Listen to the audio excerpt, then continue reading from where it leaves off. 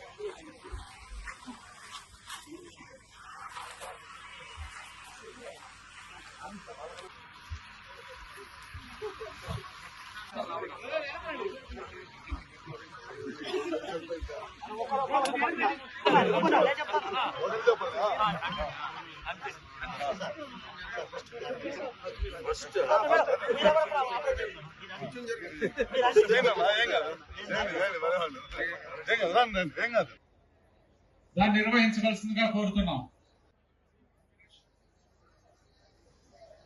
I request all the dignitaries and guests on the dais to participate.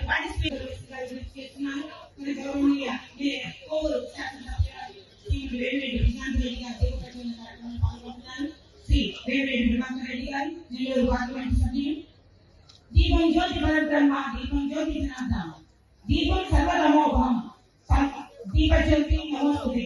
అసతోమ సత్వమయ, తమసోమ జ్యోతిర్గమయ, మృత్యోమ అమృతమయ అంటారు.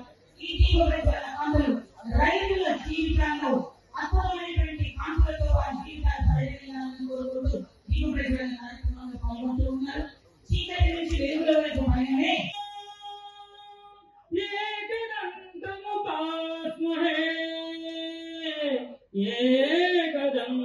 Parliament సభ్యులు భార్యాభర్తలుగా ఉండి parliament సభ్యులుగా, శాసనసభ్యులుగా అత్యంత అరుదైన కాంబినేషన్. అది కూడా నిత్యం ప్రజల కోసం పరితపించే కాంబినేషన్. ఎక్కడో తన కష్టపడి సంపాదించిన సంపాదనలో దేశ విదేశాల్లో తన ఉపాధి అవకాశాలు గిట్టుబాటు ధరలు లేక అల్లాడిపోతున్న రైతాంగం, దళితులు, బీసీలు మీద దాడులు, అన్యాక్రాంతమైన ప్రభుత్వ ఆస్తులు, పెరిగిన దౌర్జన్యాలు, ఇవన్నీ కలిపి ఏమైపోతుందో ఆంధ్రప్రదేశ్ అని ఆందోళన ఉన్న ప్రజలకు నేనున్నాను అంటూ ఒక ధృవతార ఆ రోజు వెలిసింది. అదే మన యువ నాయకులు లోకేష్ బాబు గారు. ప్రజలు ఎవరు వస్తారా అని ఎదురు చూస్తున్న సమయంలో ఆయన ఒక వెలుగులాగా మీ అందరి మధ్యలోకి వచ్చి నేనున్నాను, భవిష్యత్తు తరాల వారికి అంటగా ఉంటాను అని చెప్పి మీ దగ్గరికి రావడం జరిగింది. ఆయన ఆంధ్రప్రదేశ్ పునర్నిర్మాణం కోసం ప్రజల తరఫున సమాజానికి ధైర్యం నింపుతూ భవిష్యత్తుకు ఆశను రేపుతూ తన నవగలం వినిపిస్తూ అభివృద్ధి లక్ష్యంగా సాగిన ఈ 132 కిలోమీటర్ల యాత్ర ఏపీ రాజకీయ చరిత్రలో ఎప్పటికీ చెరగని ఒక సువర్ణ అధ్యాయం. ఎన్టీఆర్ గారి ఆశయ సాధనకు 5 మండలాల్లో 5 కల్లాలు ఆల్రెడీ నోటిఫై చేశాము. అది త్వరలోనే ప్రజలకి అందుబాటు చేసి తీసుకొస్తాము. అలాగే మళ్ళీ 2వ విడత 3వ విడత కూడా ప్రతి దగ్గర ఆయన ఇచ్చిన మాట ప్రకారం ఈ కల్లాలు మీకు బహుమతిగా ఇవ్వమని ఆయన చెప్పారు. తప్పకుండా ఈ ఆయన ఏదైతే మాటలు 2 చెప్పారో మన కోవిడ్ కాన్స్టిట్యున్సీలో అవి 2 కూడా నెరవేరుస్తామని ఇందు మూలంగా మీకు అందరికీ తెలియజేసుకుంటూ, మీకు అందరికీ కూడా ఈ రోజు మనకి ఇటువంటి ఒక సబ్ స్టేషన్ ఇవ్వడం, ఈ చుట్టుపక్కల ఉన్న పొలాలకంతా నీళ్లు రావడం నిజంగా చాలా సంతోషించదగిన విషయం. ఈ రోజు ఈ కార్యక్రమానికి విచ్చేసిన మంత్రివర్యులు గొట్టిపాటి రవి గారికి, అలాగే ఈ కార్యక్రమానికి తమ సాయ శక్తులు ఉపయోగించి పనిచేసిన విద్యుత్ శాఖ అధికారులకి ముఖ్యంగా ధన్యవాదాలు తెలుపుకుంటున్నాను. నేను అందరికీ నమస్కారం. మా ప్రాంతంలో 2 సబ్ స్టేషన్స్ కావాలి, వీటి వల్ల రైతాంగం ఇబ్బంది పడుతున్నారని చెప్పి దగ్గరుండి వచ్చి శాంక్షన్ చేయించుకొని వాళ్ళ ప్రారంభించుకోవడం జరిగింది. ఇవాళ ఇక్కడ సబ్ స్టేషన్ రావడానికి కారణం ముఖ్యంగా మీ ఎమ్మెల్యే గారు పట్టుబట్టి చేయించుకున్నారు. ఇది దాదాపు ఇవాళ 2 సబ్ స్టేషన్స్ ప్రారంభిస్తున్నాం. ఒక్కో సబ్ స్టేషన్ 3.5 నుంచి 4 కోట్ల రూపాయలతోటి ఆ ప్రాంతంలో చుట్టుపక్కల ఉన్న ప్రాంతంలో రైతాంగానికి ఇబ్బంది జరగకూడదనే ఉద్దేశంతో ఈ 2 ఇచ్చాం. దీంతో పాటు డిఈ ఆఫీస్ కావాలని అడిగారు. దాదాపు అది కూడా 4 కోట్ల రూపాయలతో డిఈ ఆఫీస్ ఇచ్చాం. అది కూడా ఇవాళ ప్రారంభిస్తున్నాం. దాదాపు 6 నెలల్లో దాన్ని కూడా కట్టి వినియోగంలో తీసుకొస్తాం. ఇందాక ఎమ్మెల్యే గారు మాట్లాడుతూ అన్ని విషయాలు కూడా చెప్పారు. ఒకటి ముఖ్యంగా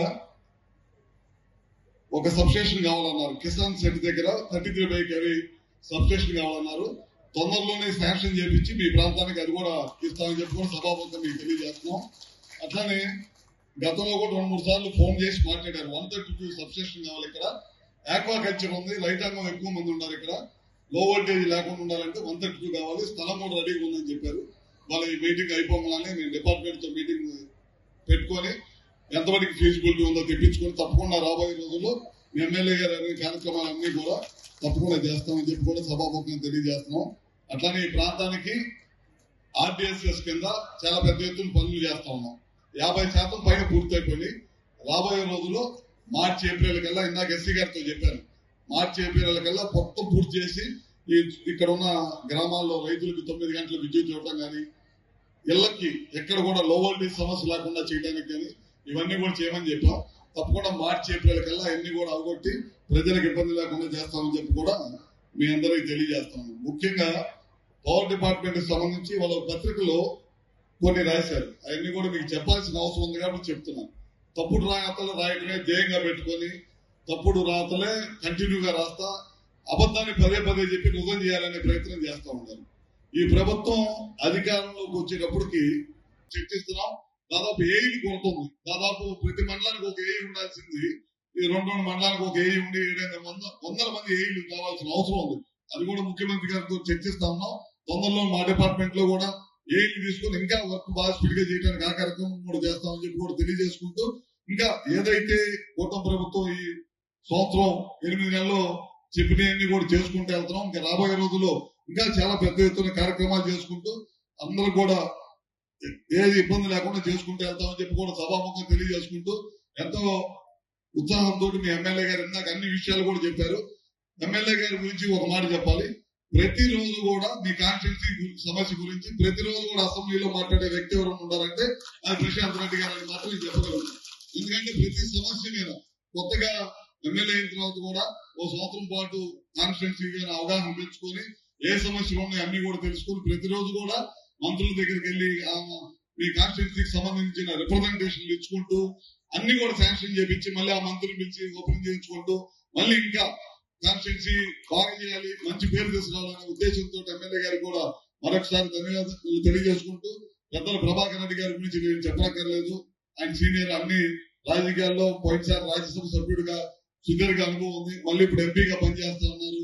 ప్రభుత్వ కార్యక్రమాలే కాకుండా ఆయన సేవా సంస్థ ద్వారా కూడా మంచి మంచి కార్యక్రమాలు చేసుకుంటూ ప్రజలకు ఇంకా మంచి చేయాలి. నేను సంపాదించిన దాంట్లో కూడా ఎంతో కొంత ప్రజలకు కూడా మంచి చేయాలి. ఈ ప్రాంతానికి, నేను పుట్టి పెరిగిన ప్రాంతానికి మంచి వ్యక్తి గురించి కూడా తెలియజేసుకుంటూ, అట్లనే ఇవాళ నన్ను కూడా ఈ కార్యక్రమంలో పిలిచి మీతో పాటు భాగస్వామ్యం చేసినందుకు మరొకసారి ధన్యవాదాలు తెలియజేసుకుంటూ, రాబోయే రోజుల్లో నెల్లూరు జిల్లాలో ఇప్పుడు దాదాపు 8 సబ్స్టేషన్స్ కట్టాం 33/11 kV. ఇప్పుడు మళ్ళీ ఇంకా 40 కావాలని చెప్పి మన ఎస్సీ గారు అన్నారు. ఇంకా డిమాండ్ ఉన్నాయి. మన ముఖ్యమంత్రులకి ఎంత నమ్మకం ఉంటే ఈ విద్యుత్ శాఖ మన మంత్రివర్యులకు ఇవ్వడం చాలా గొప్ప విషయం. ఎందుకంటే ఎవరు కూడా విద్యుత్ అనేది మీ అందరికీ తెలుసు ఎంత అవసరమో, ప్రతి ఒక్కరికి, ప్రతి ఇంటికి, ప్రతి రైతుకి. అటువంటి శాఖని ఇచ్చారంటే ఈ మనిషి ఎంత గొప్ప మనిషి అయితే ఆ శాఖని ఈరోజు మన ముఖ్యమంత్రులు నమ్మి ఇచ్చినారు. అటువంటి మంత్రి మన దగ్గరికి రావడం చాలా సంతోషం. సబ్ స్టేషన్లు ఇచ్చారు. 132 kV కూడా ఇప్పుడే మేడం అడిగినట్టు దాన్ని కూడా ఇప్పుడు మీటింగ్ పెట్టి దాన్ని కూడా స్టడీ చేసి దాన్ని ముందుకు తీసుకుపోయేదానికి చూస్తారు. అంటే మీ కోవూరు కాన్స్టిట్యున్సీలో నేను చెప్పాల్సింది కూడా పెద్ద అవసరం లేదు. ఎందుకంటే మీ ఎమ్మెల్యే గారు ప్రశాంతి గారు మీలోనే ఉంటది.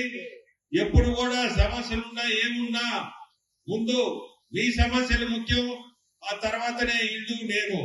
సో మీ అందరూ ఒకటి గుర్తుపెట్టుకోవాలా, ప్రతి ఒక్కరికి కూడా మీ ఎమ్మెల్యేని, మీ ప్రతి ఒక్కరు కూడా నేనుగా చెప్తున్నా, మీకు ఇటువంటి ఎమ్మెల్యే మీకు దొరకరు. ప్రతి ఒక్కరిని ఆమెను మీరు కోవూరులో జాగ్రత్తగా పెట్టుకోండి. ఎందుకంటే చెప్పేది కూడా ఏం లేదు. ప్రతి ఒక్కరికి ధన్యవాదాలు. ఈ రోజు మీ అందరూ ఇక్కడికి రావడం, స్పెషల్ గా మంత్రివర్యులు ఇక్కడికి రావడం చాలా సంతోషం.